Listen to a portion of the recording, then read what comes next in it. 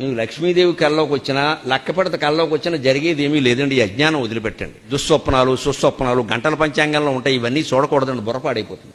ఈ కళలు బల్లిపాట్లు పిల్లి శకునాలు మన జీవితాన్ని నిర్ణయిస్తామండి. బుద్ధుండి మాట్లాడుతున్నావా? అసలు నీ జీవితాన్ని నువ్వు నిర్ణయించుకోలేవా? మంచి చెడ్డ నీకు తెలియదా?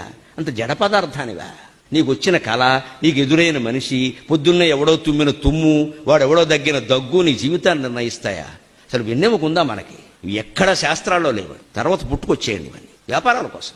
ఇప్పుడు వాటితో కోట్ల వ్యాపారం జరుగుతుంది. చేతిలో గీతలను బట్టి చెప్పేస్తాడు ప్రతివాడు జాతకం. మీరు చూసుకోండి అమ్మా, కోతి దొరికితే కోతిని చూడండి. కోతికి చేతిలో గీతలు ఉంటాయి, దానికి చెప్పమానండి.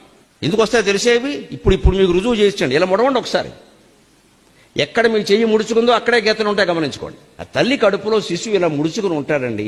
ఆ చర్మ నిర్మాణంలో గీతలు ఏర్పడ్డాయి. దాన్ని బట్టి జాతకాలు నిర్ణయిస్తానంటే ఎంత మాయ జరుగుతుందో మీకు అందరికీ తెలుసు.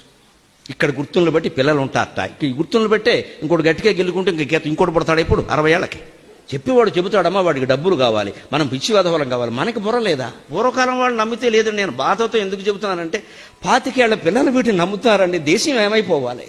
నీ శాస్త్రీయ జ్ఞానం మీద ఈ దేశం అంతా ఆధారపడి ఉందయ్యా. ఓ యువతి, ఓ యువక, మీరు నమ్మడం ఏంటి? బుద్ధి ఉందా లేదా? వాళ్ళకే వస్తున్నాయండి ఈ పిచ్చి నమ్మకాలు. వాళ్ళని జడగొట్టేసాం మనం పూర్తిగా.